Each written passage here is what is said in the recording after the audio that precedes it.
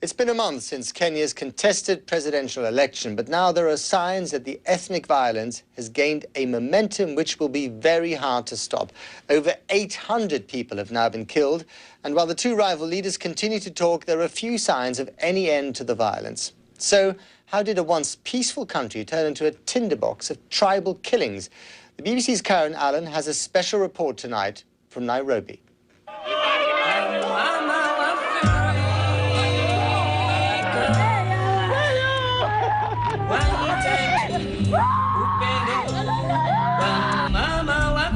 This could not have happened without the election. It has brought out certain simmering disagreements. I wouldn't want to have that hatred go to my children, because you're not going to build a nation if you are going to be like that. When I heard that actually he was inside and he got burnt, I prayed to God that he got him out. Remembering one of the most chilling moments of the post-election violence. It's the first time that Pete has been back to the Assemblies of God Church. The building set alight by a mob. More than 30 people trapped inside, killed. Peter's 13-year-old son Anthony did survive, but has appalling burns, targeted for being Kikuyu, the president's tribe. When the church got touched, he was right inside. He tried to come out, but he could not. People were jostling to come out from the windows, from the doors. Sometimes he could come up to hit this place, the door, then back, pushed back by people who were trying to struggle to come out.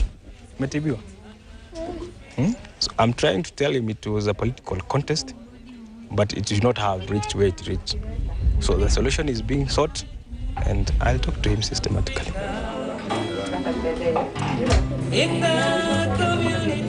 Large parts of Kenya are being scarred by acts of violence.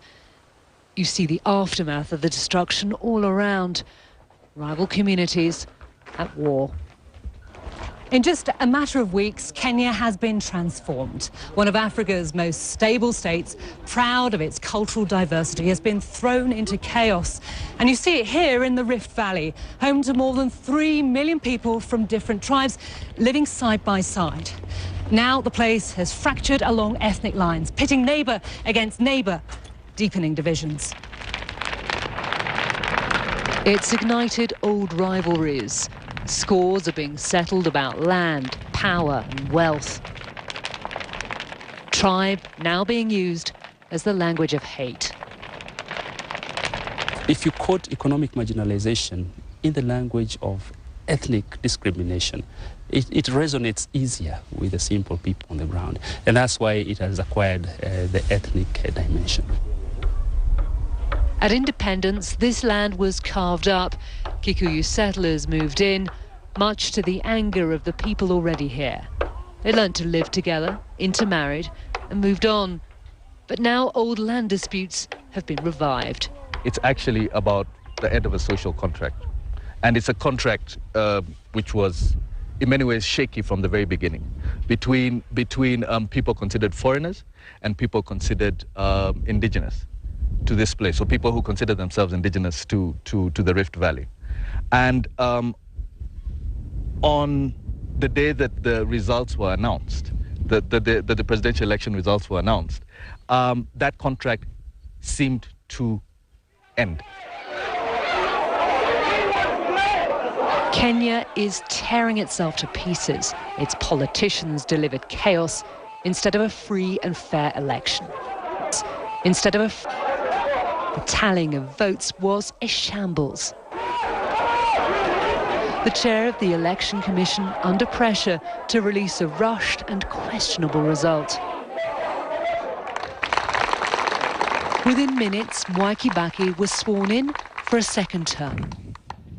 Even though diplomats, election observers and the opposition say the vote was fatally flawed.